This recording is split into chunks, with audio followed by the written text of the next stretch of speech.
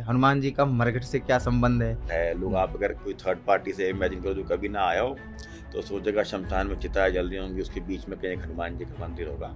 दिल्ली में क्या लोगों का रिव्यू, इसके पहले जो सरकार थी उसके मुख्यमंत्री ये दावा करते थे कि मैं हनुमान भक्त हूँ। केजरीवाल दूसरी बार जब पधारे, एक योजना हमारे हाथ में थमा दी, वे हमें बिना बताए योजना को लागू करने के लिए यहाँ पर वो पधारे थे, तो ये अच्छी बात नहीं है। रेखा गुप्ता वो महिला बिना किसी लाग लपेट के टिकट विकेट तो बाद में घोषणा आई, उससे पहले ही मंदिर आई। 14 के बाद से हिंदू टीका लगाने में शर्माता नहीं है। 3 चीज बोली थी, जनेऊ, टीका और चोटी। वो फर्क है, लेकिन ऐसे लोग कहेंगे कि तो भाजपा की सारी बात कह रहा है। ये आइडेंटिटी कार्ड है। हाँ, ये हमारा आईडी कार्ड है। तो एक देश तो है नहीं हिंदुओं के नाम पे। मुझे लगता है मोहल्ले तो भेड़ बकरियों को हुआ करते हैं, शेरों के मोहल्ले नहीं हुआ करते। हिंदुओं के साथ लगातार उनकी हत्याएं की जा रही हैं। आप सोचो, लंबा चौड़ा ठाड़ा सिख जिसे देखते मन करता सत श्री अकाल वाला, ये आदमी योद्धा है, वो हल्लेलुया कर रहा है। बच्चियों तक को 2-2 साल की बच्चियों को नहीं छोड़ा जा रहा है। उसका कारण स्वयं हिंदू है कि भाई हिंदू तो क्या है, अहिंसावादी है। अहिंसावादी तो गाय भी है। यहाँ पर दिल्ली की एक घटना अशोकनगर की, सुबह सुबह घर में घुस के वो लड़का छत तक पहुंच गया, लड़की कपड़े धो रही, छत से लड़की को नीचे फेंक दिया। बस सबको भगत सिंह चाहिए नहीं पड़ोस के घर में, अपने घर में किसी को नहीं चाहिए। अतुलित बलधामम हेम शैलाभदेहम धनुजवन कृशानम ज्ञानी नामाग्रगण्यम सकल गुण निधानम वानराणामधीशम रघुपत प्रिय भक्तम वात जातम नमामि। श्री हनुमान जी महाराज के चरणों को प्रणाम करते हुए, माँ वागीश्वरी को प्रणाम करते हुए मैं आज ये पॉडकास्ट शुरू कर रहा हूँ, क्योंकि आज हमारे साथ जो व्यक्ति हैं वो हनुमान जी के सेवक ही हैं, वो हनुमान जी के भक्त ही हैं। इसलिए इस पॉडकास्ट को शुरू करने से पहले मैं अपना परिचय आपको देता हूं। नमस्ते बंधुओं, मेरा नाम है सौरभ पांडे शौर्य और आपका स्वागत, वंदन और अभिनंदन करता हूं मैं द चौपाल के इस पॉडकास्ट में। तो आज हम आपको मिलवाने जा रहे हैं मरघट वाले हनुमान जी महाराज के मुख्य पुजारी पंडित वैभव शर्मा जी से। बहुत बहुत स्वागत है आपका। मेरी जिज्ञासा सबसे पहले ये जानने में है कि मरघट वाले हनुमान जी मंदिर, सबसे पहले तो नाम ही बड़ा रोचक है। हनुमान जी का मरघट से क्या संबंध है, इसकी ऐतिहासिकता क्या है और इसकी पौराणिकता क्या है, मैं आपसे दोनों समझने का प्रयास करूंगा पहले तो। हाँ, संबंध बड़ा विचित्र लगता है। लोग सुनते मरघट वाले हनुमान मंदिर, क्या मरघट के बीच में हनुमान जी बने हुए हैं, क्या है। लोग आप अगर कोई थर्ड पार्टी से इमेजिन करो जो कभी ना आया हो तो सोचेगा शमशान में चिताएं जल रही होंगी, उसके बीच में कहीं एक हनुमान जी का मंदिर होगा। ऐसा नहीं है। वो जो क्षेत्र है वो निगमबोध क्षेत्र कहलाता है। निगमबोध क्षेत्र जो है बाबा गोरखनाथ का किला हुआ है, शमशान है, और यमुना किनारे वाला। तो यमुना किनारे का शमशान है वो निगमबोध क्षेत्र के अंदर है। निगमबोध क्षेत्र, पहले ये मंदिर बिल्कुल शहर की दीवार के बाहर था। अगर आप देखेंगे मंदिर के बिल्कुल साथ में एक निगमबोध गेट है। इस प्रकार की परंपरा थी, जो भी शहर में व्यक्ति इसका भाई देहावसान होता था तो वहाँ से लेकर आते थे। यात्रा को शव यात्रा आती थी। मंदिर के पास में एक धर्मशाला है, चाड़ू धर्मशाला बोलते हैं, वहाँ रुकते थे, वहाँ विश्राम होता था। फिर वहाँ के बाद वो शमशान घाट जाया करते। तो जमुना जी के पास में है, सड़क के उस तरफ। तो वो निगमबोध बड़ा प्रसिद्ध दिल्ली का एक शमशान घाट है, सबसे बड़ा शमशान घाट ही बोल सकते दिल्ली का। बड़ा इन द सेंस साइज़ के हिसाब से नहीं, बड़ा का मतलब सबसे ज़्यादा मुझे लगता है कि जहाँ पे ऐसे लोगों का मानना है कि धार्मिक आस्था हिसाब से बड़ा पवित्र स्थान है जो। तो वो मरघट वाले बाबा जो हैं हनुमान जी, वो निगमबोध घाट सामने होने के कारण वो समय के साथ साथ मरघट के साथ मरघट वाले बाबा हो गए। पहले वो प्राचीन हनुमान मंदिर ही कहलाया जाता था। और मुझे लगता है भगवान ही डिसाइड करते हैं, भगवान का निर्णय है कि कैसे क्या होना है। तो प्रसिद्धि इसके बाद से कई गुना है ही है मंदिर की। तो मरघट वाले बाबा के नाम से हनुमान जी का प्रचलित नाम है। और मैं एक और अगला प्रश्न भी कवर कर देता हूँ कि ये मरघट वाले बाबा का क्या इतिहास है, क्या इसका क्या वो जैसे रहा है। हम सुनते हैं कि दिल्ली में भाई सल्तनत काल रहा, इस्लामिक आक्रांता इतने आए, उसके बाद भी कोई इतना सिद्धपीठ मंदिर बचा हुआ है, तो निश्चित तौर पे कुछ पौराणिक कथाएं होगी उसके संबंधों का। तो ये जानना चाह रहा था मैं आपसे। ये पांडवकालीन स्थान है जी। जब महाभारत का युद्ध चल रहा था तो महाभारत युद्ध समाप्त हुआ। पूरे युद्ध के अंदर हनुमान जी महाराज पताका के साथ विराजमान थे, और वही थे जो इतने उतने महाबली योद्धाओं के सारे तीर और बाण हो करे थे। भगवान कृष्ण स्थापित थे वहाँ पर, भगवान हरथ हाँ करे थे अर्जुन का। युद्ध समाप्त जब हुआ तो आपको सबको कथा तो ज्ञात है ही किस तरह से अर्जुन का अहंकार तोड़ा भगवान ने, और वहाँ से भगवान से प्रार्थना करी हनुमान जी महाराज से, आप वहाँ से उतरे, हनुमान जी यहाँ उतरे हैं। उसके बाद इस स्थान के ऊपर हनुमान जी की स्थापना करी गई थी। तो ये वो स्थान है जो विजय के हनुमान जी हैं, ये वो स्थान है जो पताका वाले हनुमान जी हैं, जो विजय दिलाते हैं। जी। तो जैसे हम जब दिल्ली की बात करते हैं तो दिल्ली में 2 हनुमान जी के मंदिर बड़े प्रसिद्ध हैं। एक तो जो कनॉट प्लेस में है और एक मरघट वाले हनुमान जी महाराज। तो दोनों मंदिरों में ज़्यादा प्राचीन कौन है? मुझे लगता है दोनों मंदिर प्राचीन हैं। अब मेरा इसमें एक व्यक्तिगत रूप से ऐसा मानना है कि धार्मिक स्थलों में आपस में कंपटीशन नहीं करना चाहिए, सोचना नहीं चाहिए कि कौन सा पुराना है कौन सा है। दोनों सिद्ध स्थान है, जनता वहाँ जा रही है अपना आस्था लेकर के। नहीं, वैसे तो सारे धाम उन्हीं के। हाँ, तो मुझको ऐसा लगता है व्यक्तिगत रूप से कि मरघट वाले बाबा प्राचीन स्थान ज़्यादा है। अच्छा। क्योंकि जो मैंने इतिहास सुना है उसके हिसाब से मुझे पता है, विद माई बेस्ट नॉलेज कहते हैं ना, वो उसके हिसाब से जमना हनुमान मंदिर ज़्यादा प्राचीन है। गुरु जी, हनुमान जी का जब भी हम बात करते हैं तो एक लाइन दिमाग में जरूर आती है, अष्टसिद्धि नवनिधि के दाता, और इसको लेकर के तमाम लोग तमाम व्याख्याएं करते रहते हैं। मैं आपसे जानना चाहूँगा कि क्या है ये अष्टसिद्धि नवनिधि के दाता का अर्थ, और ये अष्टसिद्धियाँ और नवनिधियाँ क्या हैं? अष्टसिद्धि नवनिधि के दाता, अब आपको ये तो पता ही, हनुमान जी महाराज हमारे भगवान शंकर के अंश अवतार हैं। आपने कभी नोटिस भी करा हो, कई बार कई संतों ने हमें ऐसा कहा है कि शंकर सुमन केसी नंदन मत बोला करो, शंकर स्वयं केसी नंदन। रामभद्राचार्य जी ने ये बोला था, कई संतों ने ऐसी बात बोली थी। तो जब सारी सिद्धियाँ हैं, सारी नवनिधि सब समाधि किसके अंदर, भगवान शंकर के अंदर, तो स्वयं उनके जो अंश हैं, उनके रुद्रावतार जो हैं, तो उनके अंदर वो स्वतः ही आ जाती हैं। तब उनके अंदर वो कहाँ से आई, तो उसके लिए सबके पास ही स्वतः आंसर है कि भगवान शंकर के जो रुद्रावतार हैं, उनकी सारी सिद्धियाँ विराजमान हैं। और भगवान उसके साथ साथ ना अष्टसिद्धि नवनिधि के दाता हैं। आप जिस भाव से जाओगे उस भाव से आपको वो चीज़ वहाँ मिलने वाली है। अब उसके अंदर मेरा भाव क्या रहता है भगवान के प्रति, हम क्या कहते हैं, हम क्या चाहते हैं, और हम किस भाव से जाते हैं, इसके बाद चलता है पता। बाकी भगवान शंकर भगवान के रुद्रावतार हैं, तो सारी सिद्धियाँ उनके अंदर विराजमान है। अब वो इतनी सी बातें, जैसी कहावत ना, वो कहते हैं जैसी तेरी वार फिर वैसी मेरी नाच कूद है तो बड़ी रौसी भाषा। लेकिन जिस भाव से जो व्यक्ति जाता है, उसी दरबार से, उसी भगवान के पास एक व्यक्ति जा रहा है तो शायद सब कुछ पा रहा है, उसका जीवन क्या बोलते हैं, कंटेंटेड है। और वो आदमी ऐसा नहीं कि सिर्फ पैसे से संतुष्ट है। कई बार आप देखोगे जीवन में कुछ लोग हैं जिनकी तनख्वाह महीने की 20,000 रुपये है, परिवार वाले संतुष्ट हैं, वो जीवन का आनंद ले रहे हैं, सुबह उठते हैं, भगवान का नाम लेते हैं, नौकरी पे जाते हैं, ईमानदारी से काम करके घर वापस लौटते हैं, तो घर वापस आते हैं, अपने परिवार से समय बिताते हैं, और जीवन अपना उनका सफल चल रहा है और आराम से चल रहा है। एक व्यक्ति शायद वो है जो महीने करोड़ों रुपए कमा रहा है, करोड़ों रुपए कमाने के बावजूद भी कहीं ना कहीं परेशान है, ना रात को सो पाता है, ना सुबह परेशान है, बच्चों से परेशान है, परिवार से परेशान है। तो कंटेंटेड जो हो जाता है ना व्यक्ति, वो भगवान की कृपा और आशीर्वाद से होता है। अब भगवान की कृपा, अब जैसे मैं भगवान से प्रेम करता हूँ, शायद मुझे लगता है मैं इससे अच्छा करता ही कोई नहीं, मैं तो बेस्ट समझता हूँ अपने आप को, लेकिन ऐसा नहीं है। तो भगवान की इच्छा से हमें सब कुछ प्रसाद मिलता है, और हमारी जितनी लगाव होता है ना, जितना हमें कसक होती है अंदर से भगवान के प्रति, तो उसी प्रकार से हमारे को मिलता है। बाकी भगवान तो भगवान ही है, हनुमान जी हैं। कृपा राम की होई ता पर कृपा करे सब, कृपा करे सब कोई जी। तो आपने जब पूछा ना अष्टसिद्धि नवनिधि के दाता, तो दे तो देंगे उनको भी, तो वो भी सुपात्र देते हैं ना। कहते हैं ना, दान और शिक्षा हमेशा गुरु सुपात्र को देते हैं, कुपात्र को नहीं देते। और सुपात्र कुपात्र की परिभाषा सबकी अलग अलग होती है। हमें तो लगेगा हम सुपात्र हैं, ये क्वालिफिकेशन, हमें तो लगेगा हम सुपात्र हैं। क्वालिफिकेशन का क्राइटेरिया तो होता ही है हर चीज का। नहीं, बिल्कुल हर आदमी को लगता है कोई मेरे से ज़्यादा अच्छा व्यक्ति धरती पे कोई नहीं है, सबको लगता है, हमें भी लगता होगा, लेकिन ऐसा नहीं है। भगवान दाता तो वही हैं, लेकिन देंगे हमारे हिसाब से ही। अपनी नज़र में सब हीरो हैं, बाकी वो उनको देखते हैं। मैं सबसे हमेशा कहता हूँ, मैंने पीटी को समझाता हूँ, मैं कहा हम हर आदमी अपनी फिल्म के हम हीरो हैं। हमें लगता है हम ही बेस्ट कर रहे हैं, हमसे अच्छा कोई कुछ नहीं कर रहा, हम ही सही हैं, और हम ही सही हैं। समस्या कहाँ है, हम ही सही है पे समस्या है। सही बात है।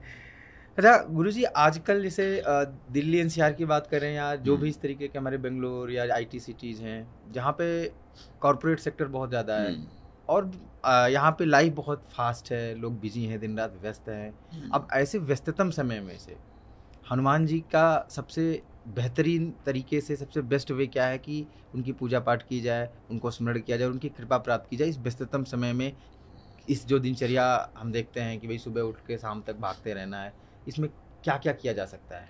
मुझे ऐसा लगता है, देखो आधुनिक काल में, मॉडर्न युग में हमको ये सब तो करना ही चाहिए कि हम अगर बेहतर नहीं करेंगे। हमेशा एक बात कहता हूँ कि आपको सेटिस्फाई जीवन में कभी नहीं होना, सेटिस्फाई नहीं होना, लेकिन लालची नहीं होना। सेटिस्फाई तो कभी होना नहीं चाहिए। अगर हम आज हम बैठे ही आपके साथ ये चर्चा कर रहे हैं, चर्चा करने की जो चीज़ें हम इस्तेमाल कर रहे हैं, चाहे माइक ये हो गया, अगर कुछ लोग इस पर कंटेंट हो जाते हैं कि भाई माइक पे वैसे ही काम चल रहा है, कभी शायद बना ना पाते ये वाली चीज़ हम। अब लोगों के पास समय नहीं है, लोग सोमवार से लेकर शुक्रवार तक व्यस्त हैं, हफ्ते में 2 दिन बचते हैं लोगों के पास, शायद उस दिन भी और काम रहते हैं और घरों में काम रहते हैं, लेकिन हम इतना काम तो कर सकते हैं। हम सुबह उठ के नहा धो के अपने दफ्तर जाने से पहले एक बैठ के हनुमान चालीसा का पाठ कर लें। अगर हम हनुमान चालीसा कंटेस्ट है 2 मिनट लगते हैं, सुबह का समय नहीं लगता, 2 मिनट में हनुमान चालीसा का पाठ होता है। एक दिया जला दें भगवान को, हनुमान चालीसा का पाठ कर लें। मैं कह रहा हूँ वो नहीं कर पाते, कोई बात नहीं। हम सब गाड़ी में, मेट्रो में, ट्रेन में ट्रैवल करते हैं अपने ऑफिस तक पहुँचने के लिए, अपने कार्यालय तक पहुँचने के लिए, तो थोड़ी देर आज सब चलाते हैं यूट्यूब पे चला लें, हनुमान चालीसा चला लें, सुंदरकांड चला लें, अगर आपके पास समय चला के सुन लें उसको। वैसे ही सिंपल सा है। देखो अगर मैं भी फिल्म देखने जाऊँगा 3 घंटे बैठना आसान होता है, लेकिन चक्कर क्या है ना, 15 मिनट भगवान का नाम लेना थोड़ा कठिन होता है। तो हम चलते फिरते कर लें, हम चलायमान काम कर दें, हम जो हनुमान चालीसा का पाठ शायद नहीं कर पाए खुद, कोई बात नहीं। यहाँ तो सुबह 5 बजे ना कर पाओ, 7 बजे कर लो भैया, 8 बजे कर लो भैया, लेकिन कुछ प्रोटोकॉल निभाने चाहिए, नहा धो के करना चाहिए कम से कम, इतना बड़ा प्रोटोकॉल तो है। अब आप गाड़ी में चला लो, अपनी गाड़ी में बैठ के सुन लो, इतना बड़ा तो करना चाहिए। तो मुझे लगता है पॉसिबल है सब लोगों के लिए कि आप गाड़ी में बैठे हो, गाड़ी में चला लो थोड़ी देर। नहीं तो आपको बेस्ट ये है कम से कम इतना समय तो निकालना चाहिए, 15 मिनट का। आप नहा धो करके बैठें, एक पाठ हनुमान चालीसा करें, भगवान से अपनी बात मन की रखें और अपना कहें कि मेरा दिन सुखा दो, मेरा वीक सुखा दो, मेरा वर्ष सुखा दो। इतना बड़ा तो प्रार्थना भगवान से करनी चाहिए। हम हिंदू हैं, अपने जन्मदिन के दिन, अपने त्योहारों के दिन, अपने विशेष दिनों पर तो मंदिर जाएं। उन दिनों पर तो हमें मंदिर जाना ही चाहिए कम से कम भगवान ने जो हमें दिया है उसका धन्यवाद कर दें। कुछ चाहिए तो जाकर मांग लें, इतना बड़ा तुम कर सकते हैं। और लोग कहते हैं मांगना नहीं है, भाई मांगो, क्यों नहीं मांग सकते भाई? भगवान हमारा माता है, हमारे पिता है, हमारे बड़े हैं, क्यों नहीं मांग सकते? मांग लो। जब तुम लग रहा कि मुझे नहीं दे रहा, मेरी जो मुझे चाहिए तो मांग लो। क्या खरा, हम अपनी माँ से नहीं मांगते, मेरे पिता से नहीं मांगते, तो भगवान से मांगने में कोई बुराई नहीं है। अच्छा गुरुजी, अभी हनुमान चालीसा का आपने जिक्र किया, तो मैंने मतलब कहीं ऐसा पढ़ा और कुछ लोगों से के मुँह से भी सुना हुआ है कि हनुमान चालीसा तो ठीक है, रोज़ आप पाठ कर सकते हैं, लेकिन जो बजरंग बाण है उसको तभी आप करिए जब आप संकट में हो, ऐसा मत करिए। उसका तर्क ये देते हैं कि उसमें 2 बार राम जी की शपथ दिलाई जाती है हनुमान जी को, तो ऐसा विषम परिस्थितियों में करना चाहिए। तो क्या ये मिथक है या ये सच है, क्या करना चाहिए ऐसे? मेरा आपसे झगड़ा हो गया, ठीक है, आपने मुझे पीट दिया, तो क्या मैं पिटने का इंतजार करूँगा? परिस्थिति विषम बने रहा, मुझे पीट मारो तो मैं करूँ? मुझे ऐसा लगता है अगर आप रोज नहीं करते कोई बात नहीं, हफ्ते में 1 बार कर लो बजरंग बाण, 10 दिन में 1 बार कर लो, महीने में 2 बार कर लो। ऐसा थोड़ी है कि जब भूख लगी तो हमने कहा भगवान खाना दिए ला करके हमारे को। हाँ, देखो कुछ प्रयोजन विशेष होते हैं। बजरंग बाण है, जैसे मान लो भगवान ना करे कोई संकट है, तब आप 11 दिन का संकल्प लो, तो आप 21 दिन का संकल्प लो। 11 दिन आप सुबह सुबह उठ करके नहा धो करके बैठ के आसन पे बात करो। मेरे तो संकट आता कोई रुका नहीं, ऐसा धरती पे जीवन में रहा नहीं कोई। हाँ, लेकिन ऐसा नहीं कि बिल्कुल हम संकट आने भगवान को याद करें, उससे पहले भी कभी कभी करते रहना चाहिए। बजरंग बाण 10 दिन में 1 बार कर लिया, महीने में 1 बार कर लिया। हाँ, संकल्प विशेष जब होता है तब करना चाहिए संकल्प की तरीके से, क्योंकि बजरंग बाण हो गया और हनुमानाष्टक, हनुमान बाहुक, अब सुंदरकांड क्यों पढ़ते हैं हम, ठीक है। अब कोई महिला है, अगर वो गर्भवती है तो उसे कहती, हमारी माता जी ने सिखाया, उसको बालकांड पढ़वाती हैं वो, कि बालकांड पढ़ो। तो बालकांड क्यों पढ़ते हैं, तो लंका कांड क्यों नहीं पढ़ रहे हैं? सही बात है। तो सबको भय प्रकट कृपाला ही करना। हाँ, सबको भय प्रकट कृपाला ही पढ़ना है। सब चाहते हैं भगवान राम जैसा कोई बालक हो उनके यहाँ। तो समय के विशेषता तो अलग है ही, इसलिए जब बालक हो रहा होता तो बालकांड पढ़ते हैं, और ओवरऑल जब सब कुछ सही है हमारा तो सुंदरकांड है, तो सब कुछ कवर करता है। सुंदरकांड आप देखो, अगर आप देखो ना एक फिल्म की तरह, 3 घंटे की फिल्म होती है, सुंदरकांड में क्या है, हनुमान जी अपना बैठे हैं समुद्र किनारे, सब अपना बल बता रहे हैं, सब अपना बल बता रहे हैं। उसके बीच में हनुमान जी अपना बैठे हैं आराम से, बेचारे शांति से। जामवंत जी आए कि भैया खड़े हो, तुम काहे बैठे हो? हैं वहाँ अंगद भी हैं, अंगद कह रहे हैं कि अंगद क्यों जाऊँ मैं पारा, जो से कुछ फिरती पारा। अच्छा, इस बात को कौन जानता है? सब जानते हैं कि अंगद तो संशय क्यों है, सबको पता संशय क्यों अंगद को, आपको पता है संशय क्यों अंगद को? गुरुजी आप बताइए बताइए। संशय क्यों अंगद, संशय क्यों था अंगद जी को? अक्षय कुमार जो मारे गए और अंगद इनके गुरु एक थे, ज़्यादा कदा पीट दिया करते थे अंगद जी उनको, तो उनको मेरे ख्याल से श्राप था जिसके कारण वो अंगद पहुंच तो जाते लेकिन अंगद आ नहीं पाते। और सबसे पहले अक्षय कुमार को भेजा, अक्षय कुमार को भेजा इसीलिए कि उनको लगा कि अंगद आए हैं, तो अंगद सबसे पहले अक्षय कुमार, सबसे पहले हनुमान जी ने अंगद अक्षय कुमार को मारा। गलत ट्रैकिंग हो गई, गलत ट्रैकिंग हो गई, देखी गलत हो गई, अंगद समझ के हनुमान से लड़ा दिया। तो हाँ, तो हनुमान जी वहाँ बैठे हैं, आप सोचो किस तरह के ना पूरा हृदय, किसी कहते हैं हृदय है सुंदरकांड रामचरितमानस का, तो आप सोचो उसके अंदर हनुमान जी बैठे हैं। फिर हनुमान जी गए कूद के, हनुमान जी वहाँ गए, हनुमान जी ने कितने सारे तरह के परिचय दिए कि सुरसा जी खड़ी थी, उनको उन्होंने माँ प्रणाम करा उनको, उन्होंने कहा जी आप मुझे रास्ता दे दो, कैसे प्रार्थना करी उन्होंने, रास्ता दे दो, उन्होंने छोटे हुए बड़े हुए भगवान ने चमत्कार दिखा के जा करके भगवान ने वहाँ लंकिनी के मारा घुसा, उसे अचेत कर दिया। तो आप समझो जो कैरेक्टर है, चरित्र है इसके अंदर। रावण को भी पता है कि जिस दिन की लंकिनी मरी उस दिन मैं जाऊँगा, तो रावण तभी जान गया था कि मैं जाना है। अब वो पहुँचे विभीषण जी के घर पहुँच गए, वहाँ जाके महसूस हुआ कि संत कैसे होते हैं और असंत कैसे होते हैं, भगवान ने आइडेंटिफाई करके दिखाया है इसके अंदर। जासूसी भी खूब करी, हाँ खूब जासूसी करी हनुमान जी महाराज ने, एक्शन, इमोशन, ड्रामा, आप कॉमेडी, सब फिर कुछ हाँ एक्शन हो गया। फिर माँ मिली, माँ ने भी उनको बता दिया कि आशीर्वाद दिया, माँ से मिला, उनको अजर अमर हो गए हनुमान जी। यार देखो ना आप कैसे पूरा चला और अंत तक पहुँचा दिया। आप पूरा देखो, बालकांड में जाएंगे तो भगवान का बाल चरित्र है और सब कुछ है, लेकिन सुंदरकांड में 60 दोहों में सब कुछ कवर कर दिया। तो आप समझो कहते हैं जिस्ट, जिसको आप पढ़ लो तो बढ़िया बढ़िया सब हो जाता है। इसलिए हनुमान चालीसा आप कह रहे थे ना, पढ़ लिया तो रोज का 2 मिनट बहुत है। बजरंग बाण कोई शेष करना हो तब करना चाहिए। तभी तो कहना कि रामचरित मानस पूरी जरूर पढ़नी चाहिए। तो 11 दोहे पढ़ो, चाहे 20 दोहे पढ़ो, रोज के मास पारायण करो, चाहे नवांग पारायण करो, कर सकते हो तो। लेकिन जो बीच का पॉइंट है ना, अगर कुछ नहीं कर सकते, 60 दोहे हैं, आप पढ़ना शुरू करोगे सुंदरकांड को, शुरुआत में 1 घंटा लगा करेगा, सवा घंटा लगा करेगा, स्पीड बनती जाएगी ना तो 20 मिनट में करोगे, 15 मिनट में करोगे, 25 मिनट में करोगे। तो वो हृदय है रामचरितमानस का। इसलिए जब आप कहते हो हनुमान चालीसा और बजरंग बाण, तो स्पेशलाइजेशन जब आप करते हो, अब इतने संत हैं, बिहारी बापू हैं, राम भद्राचार्य जी हैं, वो एक एक लाइन पर पूरा 9 दिन बोलते हैं। तो आप सोचो ना कि एक लाइन पर 9 दिन बोलना छोटी बात थोड़ी होती है। बहुत बढ़िया। तो इतनी कथा में विस्तार है, भगवान का चरित्र कितना बड़ा है, वो रामचरितमानस है। वाल्मीकि रामायण और रामचरितमानस तुलसीदास जी ने लिखी है, जो हरि अनंत हरि कथा अनंता, हरि अनंत हरि कथा अनंता जी।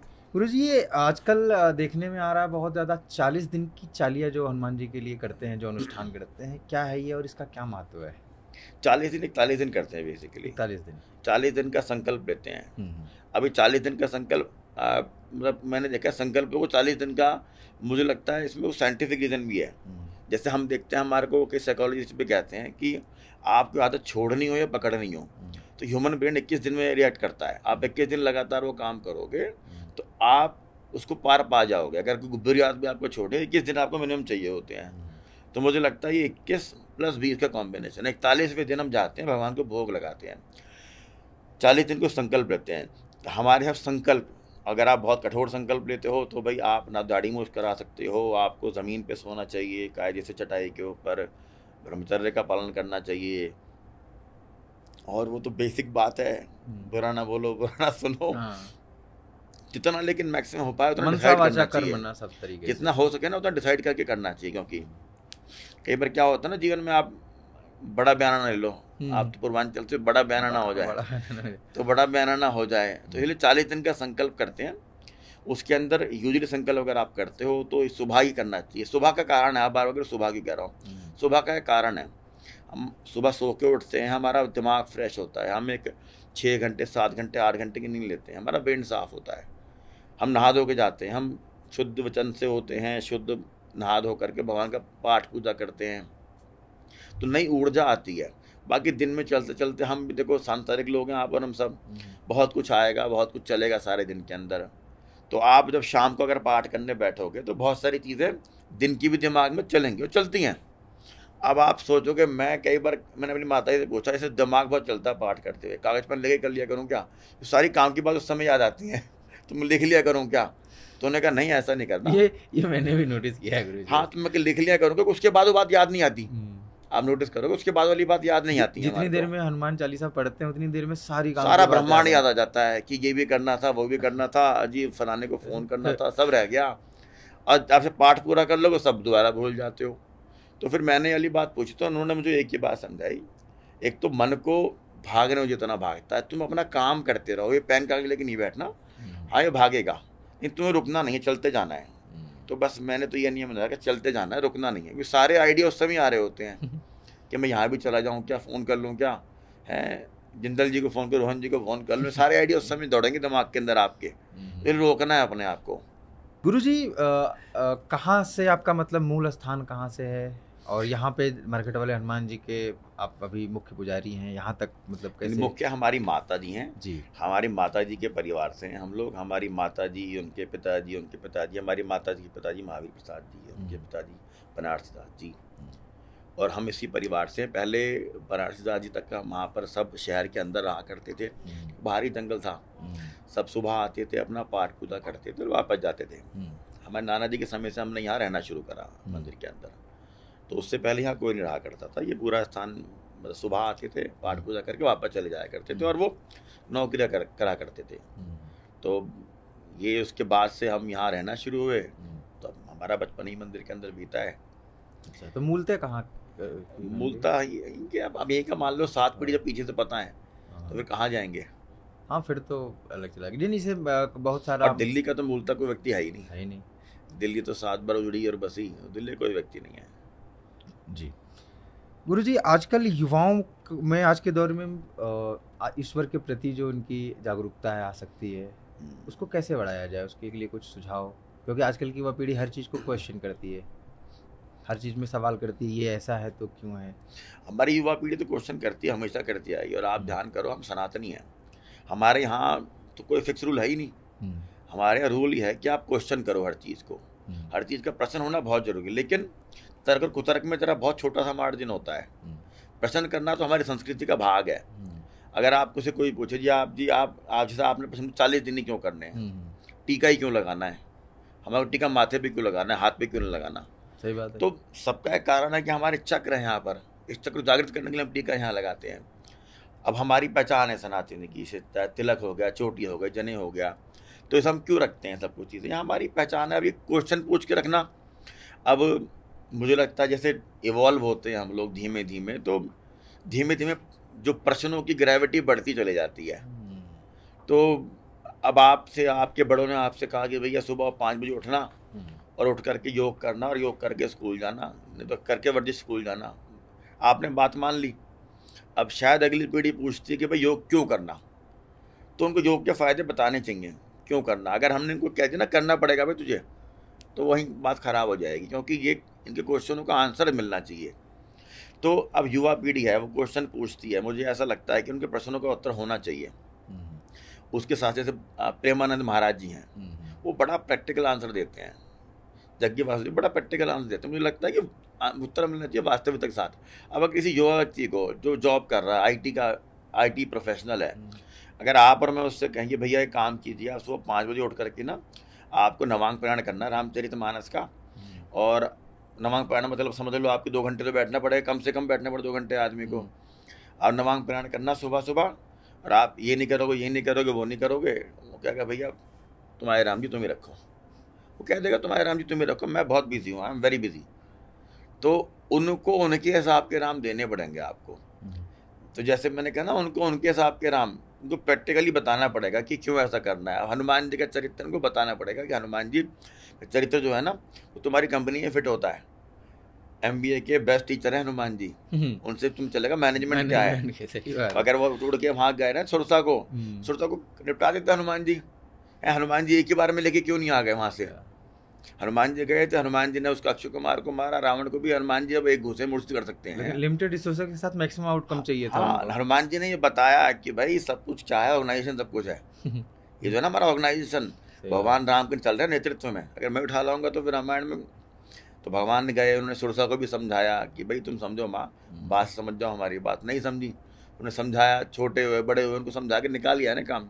अननेसेसरी सुरसा को साथ हिंसा नहीं करी ना। तो भगवान ने सिखाया, ये सारी बातें हमें सीखनी है प्रैक्टिकली, कि तुम्हारी कंपनी, तुम्हारी और सब कुछ ऑर्गेनाइजेशन है, वो हनुमान जी सिखा रहे हैं तुम्हारे को वहाँ पे। तो रामचरितमानस की बातें हैं या भगवान की बातें, उनको प्रैक्टिकली समझ आनी चाहिए। जैसे लोग कह देते हैं कि भाई वो शिवलिंग पर दूध चढ़ा रहे हैं, दूध वेस्ट कर रहे हैं। अरे भाई, दूध जिसको पिलाना उसका काम उससे होगा। हमारे भगवान दूध ही पियेंगे ना, जो चढ़ाते हो चढ़ाएंगे, उनका स्नान तो दूध से होगा। लोग कहानी पढ़ लेते हैं क्लियोपैट्रा की। क्लियोपैट्रा की महिला थी, बहुत सुंदर थी, दूध से नहाया करती थी। तुम शंकर जी पर सोच रहे हो 250 ग्राम दूध में, तो ये समझाना पड़ेगा उनको। क्लियोपैट्रा तो तुम देखो भगवान शंकर मर नहीं आ रहे जी। और गुरुजी, जैसे युवाओं की बात हो रही, तो युवा आजकल, जैसे हमारे दिल्ली एनसीआर की ही नहीं, पूरे देश की समस्या है, मतलब अखिल भारतीय समस्या आप कह सकते हैं इसको, नशा। और नशे में भी कई प्रकार के नशे, ऐसे ऐसे प्रकार जिनके बारे में तो मतलब सुने भी नहीं होंगे कई लोगों ने। तो क्या सलाह देना चाहेंगे ऐसे युवाओं को कि बेटा घर लौट आओ, या क्या मतलब कुछ और इस बारे में हनुमान जी के माध्यम से क्या रिलेट करना चाहेंगे? मुझे ऐसा लगता है ना कि हम 2 तरीके होते हैं वैसे किसी को करने के, काउंसिल करने के। या तो उसको पॉजिटिव बताते जाओ या नेगेटिव बताते जाओ। नेगेटिव में कई बार जो आदमी उसको गुजर रहा होता है ना, वो चला जाता है और पाताल में। तो हम उसको पॉजिटिव चीज़ों की तरफ बढ़ाएं। 50 तरह के नशे हैं, उसको ये सारा ना पी नहीं है भाई, ये मत करो बेटा, तुम इसके ये नुकसान है। उसको बजाय उसके हेल्थी लिविंग की तरफ हम बढ़ाएं, लोगों के अंदर प्रेरणा दें, लोग व्यायाम करें, ज़्यादा लोग सुबह उठें। अब लोग एक्सरसाइज नहीं करते, लोग इंतजार करते हैं, भाई इस साल का मेरा रेजोल्यूशन है, मैं जिम शुरू करूँगा, मैं एक्सरसाइज शुरू करूँगा। और वो पूरा होता है रेजोल्यूशन, क्योंकि वो कल से है, अगले साल से है। आज से क्या है हमारा कार्यक्रम, तो आज से शुरू करेंगे तो हम किनारे पहुंचेंगे। अच्छा, कोई अगर आदमी जिम जाता है, अखाड़े जाता है, किस तरह का व्यायाम करता है, तो ऑटोमेटिकली क्या होता है, वो व्यक्ति कहाँ पहुंच जाता है, एक हेल्थी लाइफस्टाइल की तरफ बढ़ जाता है। जब उस लाइफस्टाइल की तरफ जब आप होते हो ना, तो ऑटोमेटिकली चीज़ें पीछे छोड़ जाती हैं। देखो बाजार में सब मिल रहा है और मिलता रहेगा, उसकी अवेलेबिलिटी और ईजी हो रही है धीरे धीरे, तो वो रोकेगी सरकार। सरकार का काम है उसको रोकना, कैसे समझाना है, कैसे रोकना है, कैसे लॉ एनफोर्समेंट करना है उसका। मुझे लगता है एज ए समाज हमको ये प्रेरणा देनी है कि भाई आप मंदिर की तरफ बढ़ो, आप भगवान की तरफ बढ़ो, आप सनातन की तरफ बढ़ो, आप एक्सरसाइज करो, आप व्यायाम करो। मुझे ऐसा लगता है कि जो युवा जो है ना, सारे सफलता का, सक्सेस का नशा अगर पकड़ेंगे ना, सारे नशे पीछे रह जाएंगे। तो कारण क्या होता है, जब आप सफलता की तरफ बढ़ जाते हो, आप उसकी तरफ प्रयास करते हो, तो ये छोटे छोटे जो हर्डल्स हैं, छोटे छोटे जो समस्या है ना, ये अपने आप पीछे भागनी शुरू हो जाती हैं, क्योंकि आप एक लक्ष्य की तरफ बढ़ते हो। सक्सेस, सफलता का सबसे बड़ा नशा है, मुझे लगता है वही अपनाना चाहिए युवाओं को। जी गुरुजी, दिल्ली में, अब दिल्ली से सवाल थोड़ा सा आप करना जी, क्योंकि आप दिल्ली में आपके लाखों भक्त होंगे, मंदिर में जिनकी आस्था है ऐसे भी लोग आते हैं, भीड़ भाड़ होती है, कम से कम हजारों लोगों से तो आप मिलते ही होंगे जी। क्या लोगों का रिव्यू, इसके पहले जो सरकार थी उसके मुख्यमंत्री ये दावा करते थे कि मैं हनुमान भक्त हूँ। उन्होंने कई मौक़ों पे मीडिया को लेकर के हनुमान जी के दर्शन भी करने गए और बताया भी कि मैं असली हनुमान भक्त हूँ। और अभी जो सरकार है, ये तो सर्वविदित है, विपक्ष भी तंज कसती है, मीडिया में भी आती है कि ये राम भक्तों की सरकार है, जैसा भाई भारतीय जनता पार्टी का दावा है। तो क्या अंतर देखते हैं, लोगों में क्या संतुष्टि है या लोगों में खिन्नता है कि नहीं भाई इससे अच्छा तो वही था? कि लोगों की क्या प्रतिक्रियाएं मिलती हैं आपको, सरकार के कामकाज का क्या रिव्यू मिलता है आपको, क्या कहना चाहेंगे सर? जो पिछली सरकार थी, अब राम भक्त तो हनुमान जी भी हैं। तो जैसे केजरीवाल जी थे, केजरीवाल जी मंदिर आए, 2 समय मंदिर आए केजरीवाल जी अपने पूरे कार्यकाल में, 2 बार 3 बार मंदिर आए। तो उनके एक और डिप्टी सीएम सिसोदिया जी, वो तो बहुत बार मंदिर आए। वो तो अपना इलेक्शन शुरू होने से पहले भी आते थे, वोट पोलिंग समय भी आते थे। वैसे तमाम सारे नेता आते हैं, लेकिन जैसे आए केजरीवाल जी, दूसरी बार आए तो हल्का सा अच्छा नहीं लगा। उसका कारण था, केजरीवाल जी दूसरी बार जब पधारे तो वो दर्शन करने आए, हनुमान जी के दर्शन करे, इलेक्शन से पहले का समय था। आने के बाद बैठ के उन्होंने झट से हमारे को एक योजना हमारे हाथ में थमा दी। वो योजना थी, कोई पुजारियों की योजना थी उसके अंदर, और उसके अंदर अब कोई व्यक्ति हमारे घर आया, बैठ के हमें तुरंत ही, घर में थे उस समय, हमारे मंदिर के अंदर, घर के अंदर पधारे हुए थे। उन्होंने कहा ऐसे ऐसे ये योजना है, उसके अंदर कर दें। अब ना तो हम कह सकते नहीं, जिस समय आदमी मतलब पहले कोई सूचना दी नहीं अचानक से, वो वाली बात थी, सूचना कोई प्री सूचना नहीं थी कि वो क्या जा रहे हैं, किस योजना से आ रहे हैं, क्या करना चाहते हैं। तो थोड़ा लगा। फिर उसके बाद जब जब बोला कि मैं हमने बोली साहब स्पष्ट रखी बात, स्पष्ट रखी, वे हमें बिना बताए योजना को लागू करने के लिए यहाँ पर वो पधारे थे, तो ये अच्छी बात नहीं है। तो मुझे लगता है कहीं ना कहीं उसी का कुछ परिणाम बैठा, जो इसके रूप में यही है।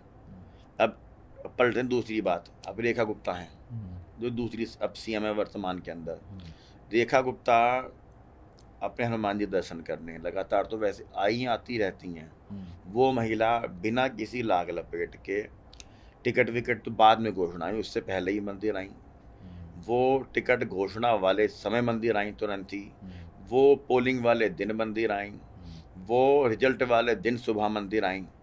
बल्कि जब जिनकी शपथ लेनी थी उस दिन मैं भारत में नहीं था, तो मुझे फ़ोन आया कि मुख्यमंत्री मंदिर आना चाहती हैं। तो मैंने कहा भाई आज रहने दो, जाओ जाके शपथ ग्रहण समारोह में जाओ, शपथ लो आज, क्योंकि मैं था नहीं वहाँ पे। फिर मैंने फ़ोन किया कि सहायक को, मैंने कहा बहन जी आज ना हो आप। कही भैया मैं तो शपथ लेने ही जब जाऊँगी जब पहले दर्शन करूँगी हनुमान जी के। तो मैंने कहा उनको मना करा, क्योंकि मैं सोच रहा था मैं वहाँ नहीं व्यवस्था में कैसे रहूँगा, कोई दिक्कत ना हो। अब नई सरकार है, वर्तमान नई मुख्यमंत्री है, अब वो क्या कहते हैं ना, वो सेना ज़्यादा नपीरी आवाज़ करती है, तो अधिकारी ज़्यादा परेशान करेंगे, मंदिर पे व्यवस्था खराब करेंगे जनता की भी। लेकिन वो नहीं मानी, वो करी भैया मैं जाऊँगी। आई, दर्शन करी, फिर वो ग्राउंड पे गई। पूरा ग्राउंड तक इतने वरिष्ठ नेता वहाँ इंतजार कर रहे थे। तो ये होती है श्रद्धा। उनको मैं रोकते रोकते भी आई, एक आए बिना बताए योजना लागू करने के लिए।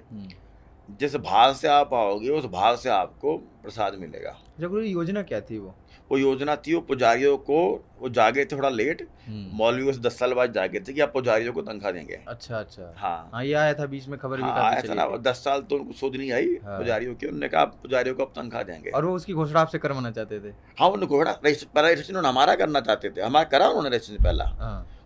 उसके अंदर एक और कहानी है, मैं नहीं बोलूँगा लाइव, कुछ और भी उन्होंने मजेदार करा था उसके अंदर। बोल सकते हैं, कोई दिक्कत नहीं है, थोड़ा लोगों को भी पता चले। नहीं मुझे लगता है नहीं, वो कुछ था, वो बिना बात की वो कंट्रोवर्सी बनेगी। हम विवाद से दूर रहना चाहते हैं, क्योंकि ना ठीक है अब जो भी उनका राजनीतिक जाकी रही भावना ऐसी, पर वो पूरा देखी इतने वैसे तो वैसा ही हुआ, तो ठीक है। और ऐसा नहीं है कि वो बिल्कुल 0 सन्नाटा है। हमने कभी पहले ही भूतकाल में, जैसे आपके नाम राष्ट्रीय मंत्री है सौरभ भारद्वाज, हमने जो काम बोला व्यक्ति ने करके दिया मंदिर के लिए, और हमेशा वो तत्पर रहा, ऐसा नहीं कि उसमें 0 रहा। लेकिन ओवरऑल अगर देखो, जैसे जो घर का प्रमुख होता है, घर का प्रधान होता है, तो वो चलेगा तो सब कुछ वैसे ही। हाँ मतलब कहने का मतलब जो जाकी रही भावना जैसी प्रमुहूर्त देखे थे ना, अब उन्होंने तो उसके अंदर ये भाव रखा कि वो आए 10 साल में 2 बार आए, ठीक है, इस तरह आए। पहली बार भी जब वो आए थे तो मुझे ध्यान नहीं आ रहा, शायद ऐसे आए थे, तो बड़ा बवाल के साथ आए थे, भई भड़क्का। और वो बहन जी जब सीएम बनने के बाद भी आई, तब भी ऐसे सादा आई, और उससे पहले भी आई। अच्छा ऐसा नहीं है कि वो कुछ नहीं मिला तो नहीं आई, जब उनका नाम शायद पहले कुछ, जब वो निगम पार्षद थी, किसी चीज़ के लिए चल रहा था, शायद मेयर के लिए, पता नहीं स्टैंडिंग कमेटी चेयरमैन चल रहा था, तब वो सदन में बड़ा एक्शन हुआ था। वो उसके पहले भी आई थी, तब तो उन्हें कुछ नहीं मिला था। अगर वो भगवान से ऐसा उनका भाव यही होता कि मुझे चाहिए के लिए आई है, तो थोड़ी पलट के दोबारा आती। सही बात है। लेकिन वो आई, तो इसलिए मैं समझता हूँ भाव की बात है, जैसा भाव रहेगा वैसे भगवान मिलेंगे। तो मतलब सरकार अच्छी चल रही है, सरकार मतलब तो ठीक चल रही है सरकार दिल्ली की। अभी तो 100 दिन तो हुए हैं, कितने 100-150 दिन तो इन लोगों को मतलब जैसे होता है ना कि पूत के पाँव पालने में ही दिख जाते हैं, तो नहीं मुझे लगता है तो लगा है। अभी तो सरकार शुरू ही हुई है, अभी तो चल रहे हैं, और मुझे लगता है कि धीमे धीमे अब जैसे जमुना जी है, मैं परसों न्यूज़पेपर के अंदर पढ़ रहा था, अब जमुना जी में 500 क्यूसेक पानी गंगा जी से डलवाने की बात चल रही है। वो जैसे डलेगा दिल बदल जाएगी, जमुना बदल जाएगी। अब जो ये गाड़ियों वाला हुआ है, अब इसके अंदर कोई फैसला हुआ 10 साल पुरानी गाड़ियों वाला। अभी मुझे लगता है कि पॉल्यूशन पे भी, फैक्ट्री भी कुछ निकेल कस रहे हैं लोग। अभी दिल्ली के अंदर जो मैं आज ही होर्डिंग देख रहा था रास्ते में आते हैं, क्योंकि हमारा घर क्या है ना, वहाँ पे सिविल एरिया पड़ता है मंदिर का, तो सीएम का घर वहीं है, तो होर्डिंग लगे दिखते पड़ते हैं। वो एक पर कराना पड़ता है रजिस्ट्रेशन व्यापारियों को दिल्ली पुलिस से, तो वो जो है रजिस्ट्रेशन वो करवाना पड़ता ही है। अब वो बंद करा दिया रजिस्ट्रेशन उन लोगों ने, वरना उसमें क्या होता था, डिफेंस कॉलोनी के अंदर इनका वो रहता था, वहाँ पर वो उसके अंदर कराना पड़ता, रजिस्ट्रेशन पुलिस के पास करना पड़ता था। व्यापारी उससे फ्री हो गए, मुक्त हो गए। तो मुझे ऐसा लगता है कि ठीक ट्रैक पर जा रहे हैं ये लोग, और अभी तो सही है। हनुमान जी कृपा करें, पूत के पाँव पालने में दिख जाते हैं, ठीक चल रहे हैं, भी लग रहे हैं जी। से। अब युवा वाला प्रश्न पूछ रहे थे ना भाई हाँ, साहब, हाँ। युवाओं में जितनी क्रांति आई ना सनातन की, हाँ। 14 के बाद बढ़ी है। 14 के बाद से हिंदू टीका लगाने में शर्माता नहीं है। ये आप नोटिस कराओ कि ना कराओ, 14 के बाद से हुआ ये कि टीका लगाने में शर्माता नहीं है हिंदू, और गैर ब्राह्मण चोटी रखने शुरू कर गए हैं हिंदू।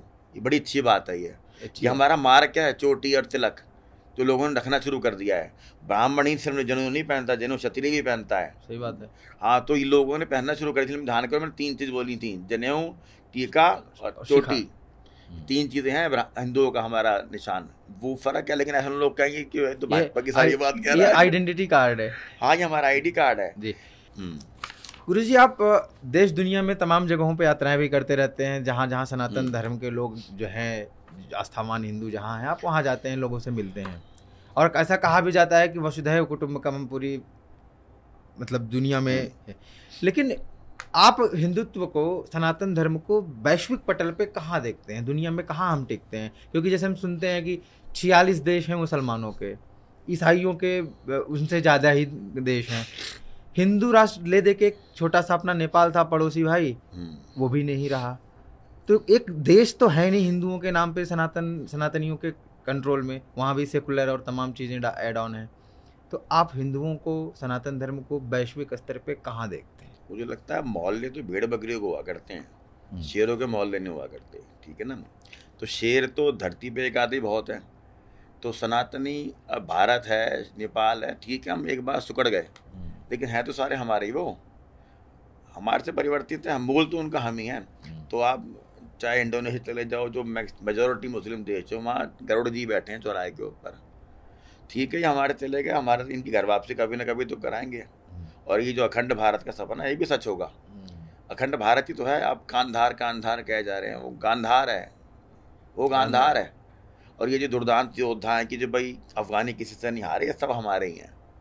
तो इतना विदूर तक विस्तार था हमारे सनातन का, वो सब वापस होगा।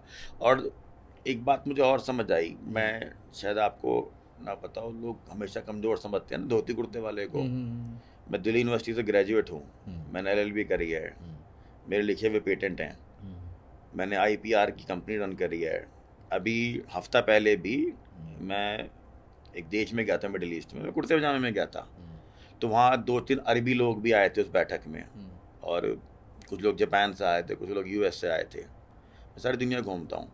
तो एक अरबी मुझे बोला एक बात, ये बात वाली अरबी ने बोली, मुझे और अच्छा लगा, मैं दोबारा ये कपड़े पहनूंगा, कभी शर्माऊंगा नहीं, ये सोचूंगा नहीं पैंट कमीज पहने नहीं तो शर्म नहीं आएगी हमारे को। अरबी मुझे बोला, कह रहा मुझे बहुत अच्छा लगा कि तुम अपनी ड्रेस में रहते हो हमेशा। बोले मैं आपको 5 दिन से देख रहा हूँ, आपने 5 दिन कुर्ता पजामा पहना। अरबी ने मुझे ये बात बोला, तो मैंने सेम बात का जवाब दिया। मैंने कहा तुम 5 दिन भी इस कपड़ों में हो। तो मैंने कहा हुआ क्या है ना, हमारे देश के अंदर लोगों को शर्म आनी शुरू हो गई अपनी वेशभूषा, अपने कपड़ों के ऊपर। लोग सोचने लगे अगर हमने ये कपड़ा पहना है तो हम पीछे हैं। जैसे हमारे देश में लोग अंग्रेज़ी नहीं बोलते तो शर्माते हैं कि भाई अंग्रेज़ी नहीं बोल रहे, हम थोड़े से बैकवर्ड हो गए। मैं अंग्रेज़ी बोलता हूँ, मैं हिंदी बोलता हूँ, मैं जापानीज़ बोलता हूँ, और काम चलाऊँ फ्रेंच बोलता हूँ, लेकिन हिंदी हमारी मातृभाषा है। लेकिन अगर मैं अरबी से बात करने लग जाऊँ हिंदी में, तो प्रैक्टिकल नहीं है, तो बस अंग्रेज़ी में बात करूँगा। अगर वो अंग्रेज़ी में बात करेगा तो, नहीं तो अपनी हिंदी में बात करूँगा मैं। उसको समझना है, समझे। जब हमारे प्रधानमंत्री हिंदी में बोलते हैं, जजा के बोलते हैं। जब पुतिन जाता है अपनी भाषा में बोलता है, जापानी प्रधानमंत्री जाता है अपनी भाषा में बोलता है, चाइनीज जाता है अपनी भाषा में बोलता है। हमारी भाषा है, ये मातृभाषा, हमें शर्म होनी नहीं चाहिए इसके ऊपर। मैं देखता हूँ ना युवाओं में हमारी समस्या है कई बार ये वाली, वो अंग्रेजी कीड़ा है। अंग्रेजी जहाँ आवश्यकता हो अंग्रेजी इस्तेमाल करी जाए। दिल्ली में उनको कुछ और ही कहा जाता है। तो वो अपनी भाषा में क्या शर्म है। तो हमारी मातृभाषा है, इसलिए जब आप देखो, अभी वाला फ़र्क मैं रखना चाहूँगा। आप पूछे सरकार में क्या फ़र्क है, सरकारों के अंदर मैंने बात 2014 के बाद से महसूस करी है। 14 के बाद से आप इस बात को नोटिस करना चाहे, तमाम मंदिर वालों से पूछना, मंदिरों में फुटफॉल बढ़ा है, तमाम मंदिरों के अंदर फुटफॉल बढ़ा है। जो हिंदू टीका रखने शर्मा कर टीका रखते हैं, चोटी रखने शर्माते, शिखा रखने शर्माते शिखा रखते हैं, जनेऊ पहनते हैं। अब लोग उसको छुपाते नहीं। पहले लोग शर्माया करते थे अपना हिंदुत्व बताने में, दिखाने में। तो कई बार तो मुझे ऐसा लगता है ओवर एक्सपोज करते हैं अपने हिंदुत्व को लोग, लेकिन अच्छा है। अब आप देखो, नोटिस करोगे, आप रोड पे निकलोगे, जो तमाम हिंदू ऑटो वाले होंगे उन्होंने गमछा डाल रखा होगा, वो गमछा जो है ना गेरुए रंग का, वो गमछा नहीं है उनका, मार के हम सनातनी है। पहले लोग शर्माया करते थे सब करने में, कुछ करा करता था ना, मान लो कोई इंग्लिश स्पीकिंग समाज के अंदर कोई अगर ऐसा करता था, लोग कहते थे बैकवर्ड सा आदमी है। और मैं आज भी बहुत जगह ऐसी जगह जाता हूँ, शुरुआत हिंदी से करता हूँ, लोग सोचते हैं लगता पढ़े लिखे नहीं है पंडित जी, तो अंत में उससे क्लोज करता हूँ कि वहाँ अंग्रेजी आती है, लेकिन ये हमारी भाषा, ये हमारा बोलने का हमारा लहजा यही है, जरिया यही है, भाषा यही है हमारी, समझो इस बात को। सही बात है। और इसको हमें अनपढ़ मत समझो, लेकिन सही बात है, जरूरी नहीं कि जो मुझे अंग्रेजी लगता नहीं है जानता 14 उन के पर बाद हो। से क्या हुआ ना, बड़ा भारी परिवर्तन क्या हुआ, लोगों ने शर्माना छोड़ दिया है इन बातों में, हमें अपने हिंदुत्व पर गर्व होना शुरू हो गया है। ये बड़ा भारी मेजर फर्क है। इससे क्या होता है, कुछ कांग्रेस से नाराज होने चाहिए, कोई बात नहीं, क्योंकि आप नोटिस करो ना, ये राम मंदिर, भाई साहब किसी ने वोट किसी भी चीज़ के लिए दिया हो मोदी जी को, मैंने मोदी जी को वोट राम मंदिर के लिए दिया था, राम मंदिर बन गया, हम खुश हैं उससे, तो किसी का नुकसान हम नहीं कर रहे। लेकिन हमारे देश में जहाँ मुझे लगता है कि भारत में जहाँ मेजोरिटी हिंदू हैं, तो उनके सेंटिमेंट्स भी कुछ हैं कि नहीं है। हमारे सेंटिमेंट, हमारा जुड़ाव भगवान राम से है, भगवान राम के जन्म स्थली अयोध्या। हम जैसे कई लोग कहते हैं, ऐसे बात चली है उसके ऊपर ना, जब कि तमाम मस्जिद खोदोगे तो नीचे वो बहुत स्तूप निकल जाएंगे, अरे बहुत पता नहीं और क्या करने के लेगा उसके नीचे जाएंगे तो हमें ये तो पता है साक्षात में, मुगल थोड़ी कोई 5000 साल पहले आए थे, ये आए थे भैया अभी थोड़े समय पहले ही, वो अभी हमारे पे राज करके गए हैं और हमारे मंदिर डिस्ट्रॉय करके गए हैं सारे। आपको ये नहीं पता सोमनाथ मंदिर कितनी बार डिस्ट्रॉय कर गए, वो धर्म नहीं तो लुटेरे थे वो लोग। तो भाई हमें जहाँ पता है हमारे मूल स्थान है, हमारे मुख्य देव हैं, वो तो दोबारा बनाना हो चाहिए हमारे को। कोर्ट बनने से पहले के समय से पहले मंदिर थे वो। तो भाई मैंने तो मोदी जी को वोट राम मंदिर के लिए दिया था, तो मैं तो उसी बात से बड़ा गर्वित महसूस करता हूँ कि मेरा वोट सही जगह पहुँचा और जिसको वोट पहुँचा उसने काम करके दिया।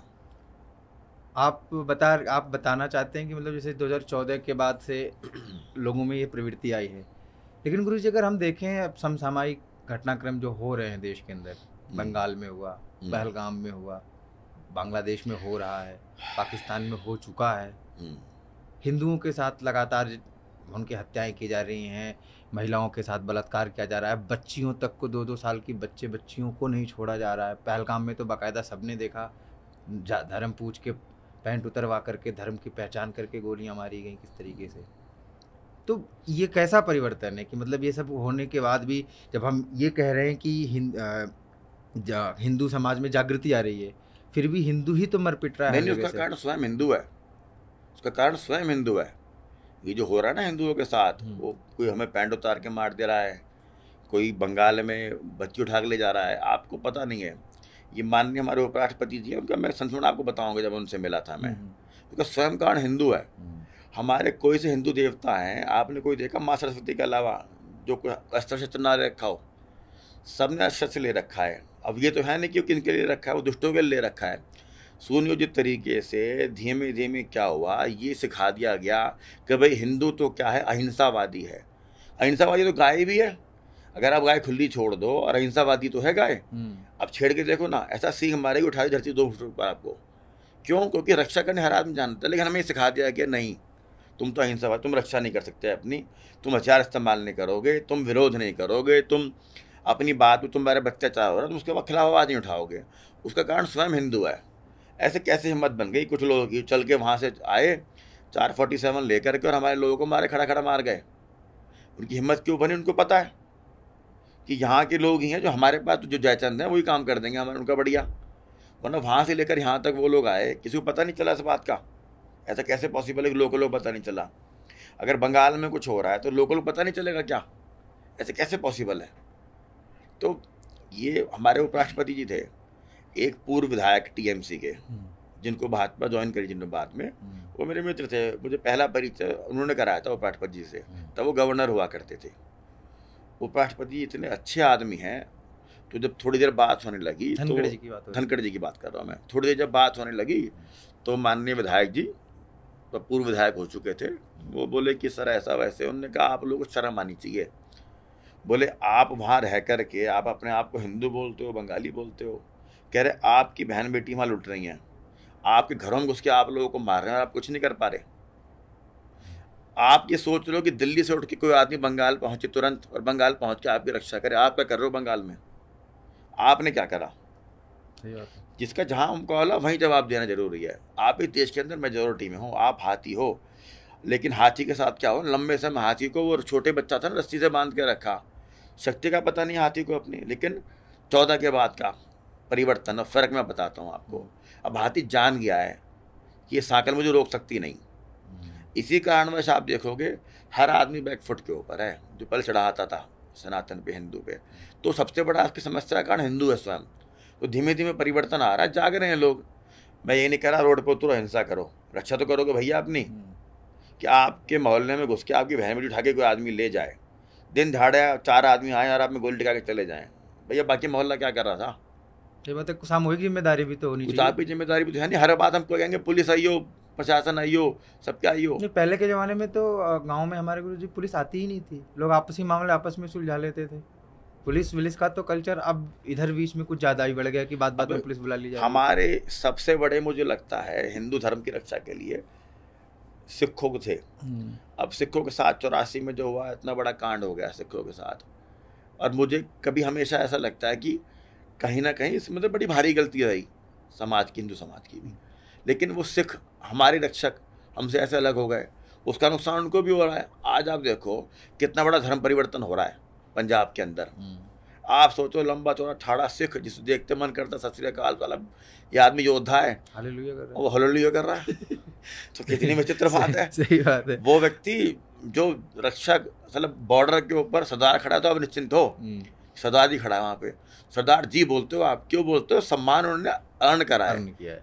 वो रिस्पेक्ट, वो सम्मान सरदारों ने अर्न करा है। और पीरियड ऑफ टाइम देश के लिए प्राण न्यौछावर करके, राष्ट्र के लिए प्राण न्यौछावर करके, धर्म के लिए प्राण न्यौछावर करके, सेवा करके।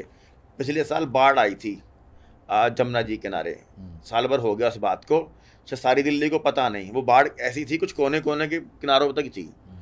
5 दिन तक मंदिर पे ना तो बिजली थी, कुछ नहीं था। मंदिर के अंदर 4-4 फुट पानी था बाहर के पोर्शन रोड के ऊपर। जैसी बाढ़ आई, बाढ़ मिनटों में आई थी, कुछ सामान निकालने का मौका मंदिर से नहीं लगा। बाढ़ आई कोई सुबह शायद 10 बजे के आसपास पानी पहुंचा था मंदिर तक, और प्रशासन आया 1 बजे, सरदार आ गए 12 बजे के आसपास ही, 11:30 साढ़े 12 सरदार आ गए। ऐसे नहीं आए, पानी की बोतलें, खाना, लाइफ जैकेट, नाव लेके आए। प्रशासन व्यवस्था कर रहा था, और ये जबकि हमने पता नहीं कितने उनसे नेता को फ़ोन कर दिया। प्रशासन की पहली नाव शाम को 4 बजे आई। वो तो लोकल नाव वाले थे, वो ही बेचारे लगे हुए थे, गौशाला में फंस गई थी बहुत सारी गाय, तो वो निकलवाना पहले ज़रूरी था। तो सबसे पहले सरदार लोग आ गए थे, सेवा। तो इस सेवा का भाव जो सीख के इन लोगों था, ये हमारे लोग बिखर गए हमारे से।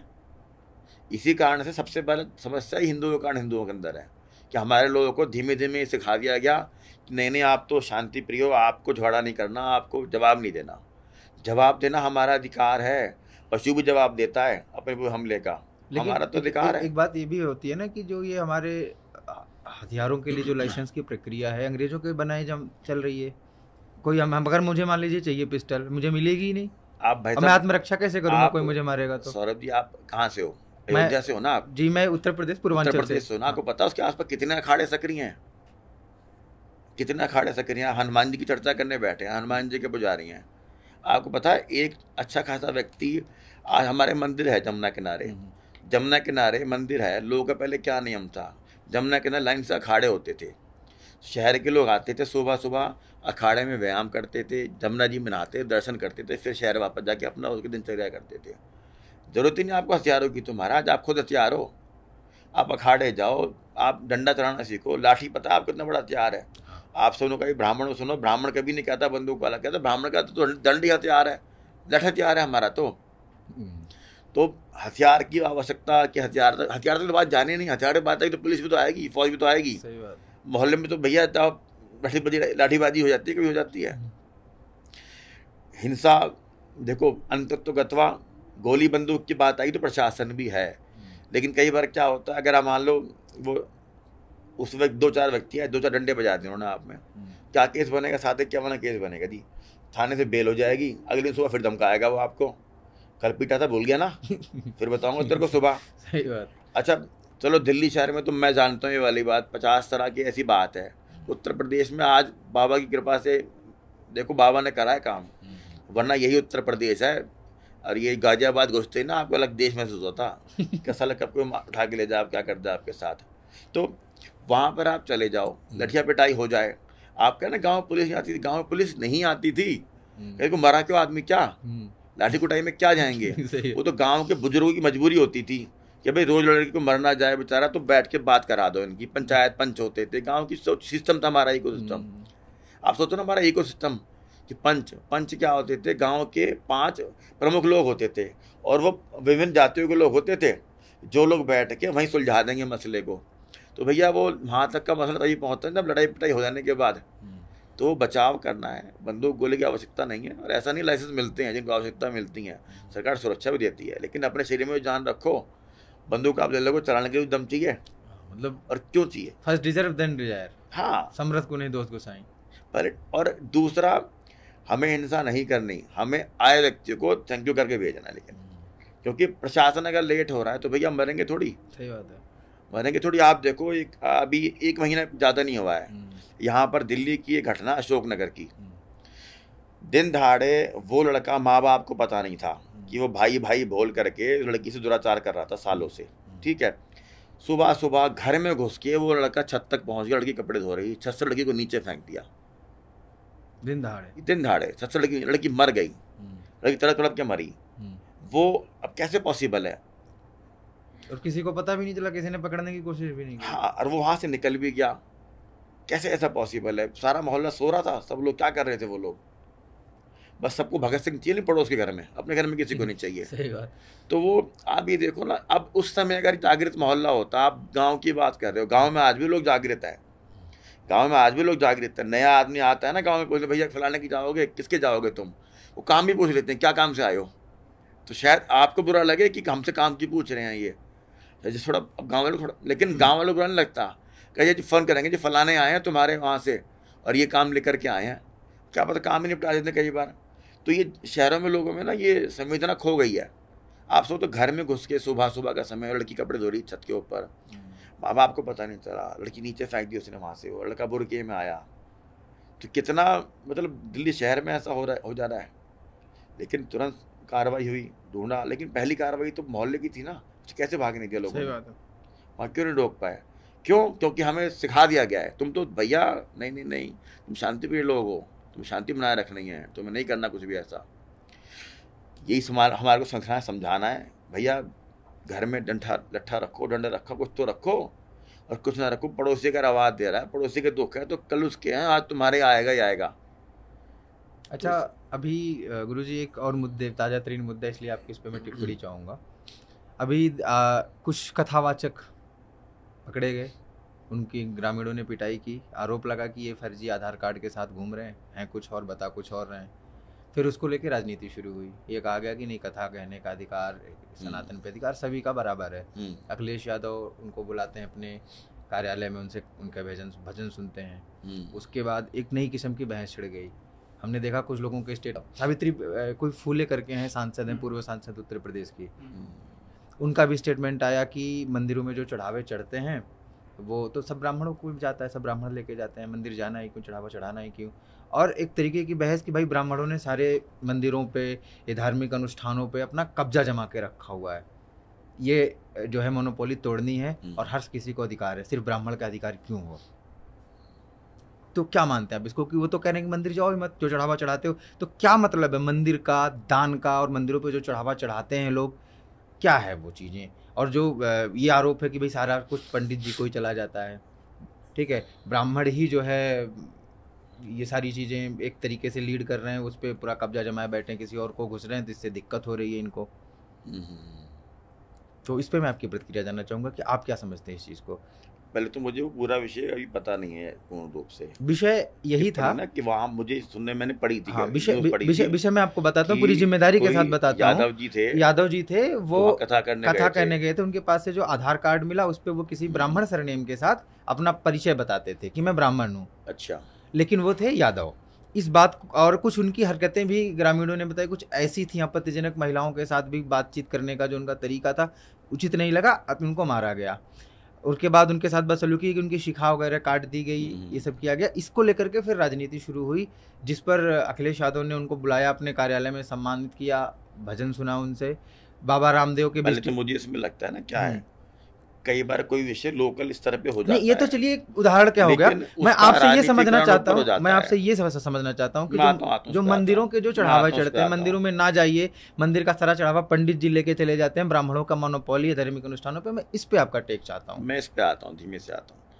आप समझो जैसे वहाँ तो विवाद हुआ, कई बार छोटे विवाद हो जाते हैं, बाद में राजनीतिकरण हो जाता है पूर्ण रूप से, कि धीमे बढ़ के राजनीति आगे बढ़ जाती है उसके ऊपर। अगर शायद अखिलेश जी उनको बुला करके ऐसा ना होते तो ये पूरा विषय ना बनता। मुझे उसमें एक बात और याद आई, इसके बाद एक यादव सेना करके कुछ है, कुछ थी, उनने पूरे गांव पे हमला करा, फिर प्रशासन पे से झगड़ा हुआ उनका, बड़ा पथरा हुआ, फिर उस पर फिर कोई कमेंट आए, टिप्पणी आई। मुझे ऐसा लगता है ना कि कथा भगवान के विषयों को ऐसे हमें नहीं करना चाहिए। इससे क्या होता है, हमारी मर्यादा होती है सनातन की। तो ऐसे विषयों पे ना ऐसा अननेसेसरी राजनीतिकरण नहीं होना चाहिए कि कथा कौन कर रहे थे। वहाँ जो लोकल लोग हैं वो जानते हैं कि उन्होंने क्या करा और उन्होंने क्या करा। तो और ये एक विधिक विषय है। अगर वो कोर्ट में चला गया, थाने में चला गया, let the law take its course, वो वहाँ डिसाइड होना चाहिए। उसके ऊपर पॉलिटिक्स नहीं होनी चाहिए, पहली चीज़। दूसरा अब आया जब मंदिर के चढ़ावों को, और तमाम बड़े मंदिरों का चढ़ावा बड़ा बोर्ड बना रखा है।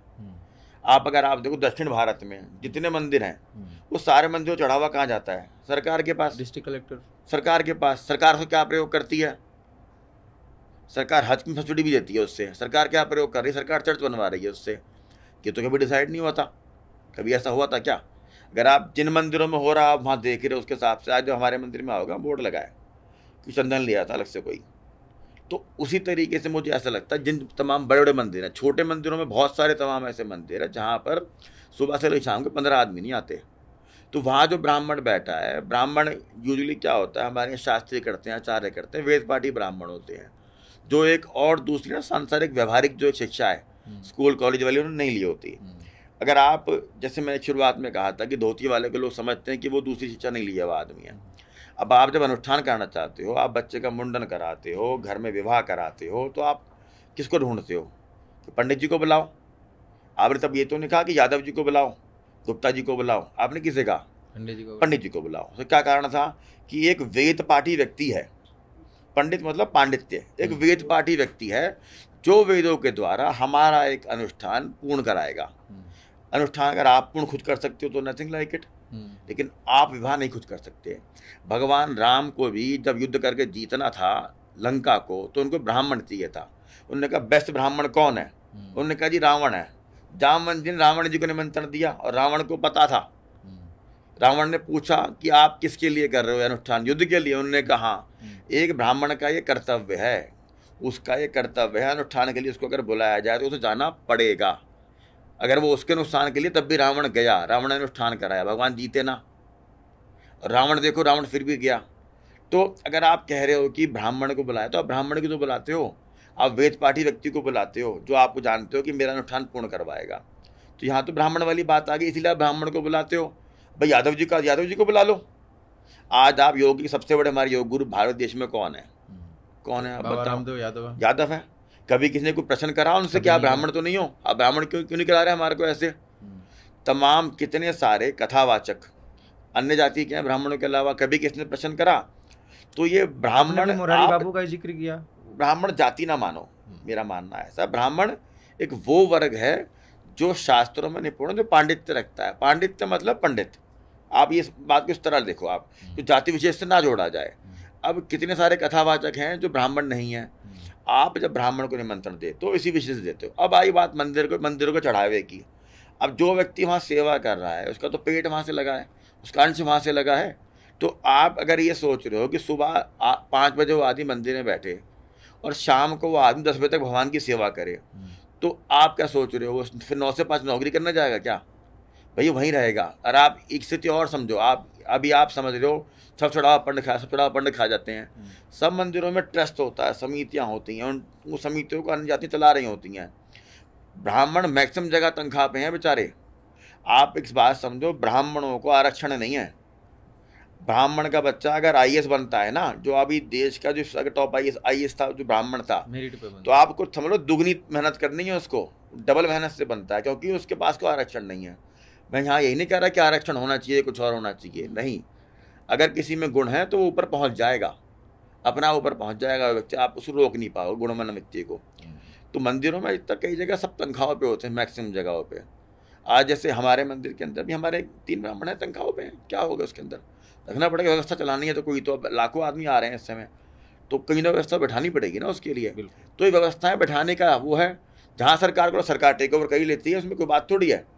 सरकार से बथोड़ी जानता है कोई, सरकार बोला सरकार टेक ओवर कर लेगी उस जगह को, उसमें कोई बात थोड़ी है। उसके अंदर सरकार को जहाँ लगा व्यवस्था ठीक नहीं, सरकार ने टेक ओवर करा, चाहे वैष्णो देवी चाहे कहीं हो। तो व्यवस्थाएं चलाने के लिए वो ब्राह्मण वहाँ बैठे हैं, चलाने की जो आवश्यकता है वो तो अर्थ। देखो धर्म का अर्थ मूल है, कहते हैं ना, धर्म का मूल क्या है, अर्थ। आज इतना लंबा समय ये इतना अतरंगाई रहे हमारे यहाँ, चाहे मुगल रहे, शासन करा सालों साल, चाहे अंग्रेज रहे, उसके बाद आपको क्या लगता है कि आपको कैसे सारे वेद पता है, सब कुछ पता है? वो चतुर्वेदी, द्विवेदी, त्रिवेदी कौन लोग हैं ये जो रट्टा मार के बैठ गए थे? ये रट्टा दिमाग में मार के बैठ गए, सब पुस्तकें जला दी गई। लेकिन चतुर्वेदी जी 4 वेद साम रखे हैं अपने दिमाग के अंदर। अब चतुर्वेदी क्या कर लेते हैं अकेला बेचारा, वो हार्ड डिस्क जो है वो डैमेज भी नहीं होगी। चतुर्वेदी अकेला क्या कर लेते? उनके पीछे एक लाला था, एक क्षत्रिय था, क्षत्रिय ने प्राण रक्षा करी चतुर्वेदी जी की, लाला ने उनको अर्थ दिया जिससे वो अपना जीवन चला सके। तो ये समाज सनातन हमारा मिल के चला है। और चौथा वर्ण जो है ना, उसने उनको बनाए रखा, सर्विस सेक्टर उसने उनको बनाए रखा। तो ये पूरे सनातन का एक सिस्टम है। जो लोग चिल्लाते हैं ना कि ये ब्राह्मण ये खा रहे हैं, ब्राह्मण ये खा रहे हैं, ब्राह्मण ये खा रहे हैं, वो एक्चुअली तोड़ना चाहते हैं, इंस्टीट्यूशन तोड़ना चाहते हैं। आपने सुना हो कौन सा मुगल शासक था कि इतने मन जनेऊ रोज जलाता था? वो औरंगजेब। हाँ, वो इतने मन तलवार क्यों नहीं जलाता था? 2.5 मन जनेऊ जलाता था। तलवार क्यों नहीं जलाता था वो? आप बताओ, उसने इतने मन लोग मार दिए, कभी क्यों नहीं बोला ब्राह्मण के जनेऊ क्यों गिरे? कितने ब्राह्मण उसने मारे हमेशा। ब्राह्मण क्यों मारे?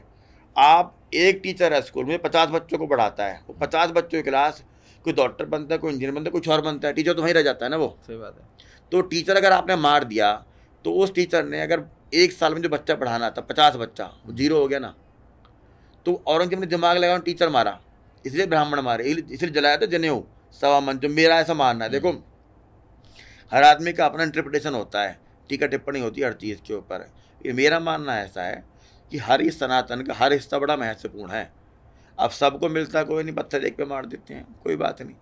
कोई पत्थर खाने लायक भगवान ने बनाया, तभी तो पत्थर खा रहा है। सही बात है। और कथा भगवान की हो रही है, यादव जी करें, शर्मा जी करें, गुप्ता जी करें, कोई फर्क नहीं पड़ता इस बात से। फोकस क्या है? भगवान की कथा, वो सलीके से होनी चाहिए, वो तमीज़ से, वो प्रोटोकॉल से होनी चाहिए। और करे कोई भी, वो एज लॉन्ग एज हिंदू है ना, कोई फर्क नहीं पड़ता। अभी महामंडलेश्वर बनाए गए हैं, जो हमारे दलित समाज से हैं, अभी बनाए गए महामंडलेश्वर। तो आप अब बताओ ना, कैसे कह सकता है कोई कि हमारा सनातन या हमारा मंदिर सिस्टम उससे बना पड़ा है? राम मंदिर के जो संस्थापक सदस्यों में से रहे हैं, जो लड़ाई किए, कामेश्वर चौपाल, जो भी दलित समुदाय से ही आते थे। ये सबका समन्वय है, समन का सामंजस्य है हमारा सनातन। तो इसको पहले क्या होता था, वो अलग तरह से हमला होता था, अब ये तरह का हमला हो रहा है, इस तरह का हमला बन रहा है। अब जैसे हम बात कर रहे थे, दंगे की बात कर रहे थे, एक मेरे बड़े खास बड़े प्रसिद्ध पत्रकार हैं, तो वो दिल्ली में दंगों में गए, तो दंगा है भाई, चाहे हिंदू हो चाहे मुस्लिम में दंगा है। तो उनकी पीठ लाल कर दी, पीठ लाल करी तो कमीज फटी, तो अंदर निकला रुद्राक्ष माला। उन्होंने कहे तो हिंदू है, वो छोड़ दिए गए। वो थे तो बड़े लेफ्ट सोच वाले व्यक्ति, लेकिन नाम नहीं बताएंगे। अच्छा, नाम नहीं कोट करना, वो मुझे सुबह ही पकड़ लेगा कि भैया आपने क्या करा। चलिए, तो दोस्तों कैसा लगा आपको ये पॉडकास्ट, कैसी लगी ये पूरी बातचीत, कमेंट करके हमें ज़रूर बताएं। अगर ये वीडियो आपको अच्छे लगते हैं तो लाइक, कमेंट और शेयर अवश्य करें, अपने दोस्तों रिश्तेदारों से भी शेयर करें। और उम्मीद करता हूँ वीडियो आपको पसंद आया होगी। इसी तरीके के और वीडियोज़ को देखने के लिए हमारे चैनल को सब्सक्राइब कर लें, हमारे पेज को फॉलो कर लें। और बहुत बहुत आभार और नमन आपको कि आप हमारे यहाँ पधारे गुरुजी। अच्छा लगा, बहुत अच्छा लगा बात करके आपसे।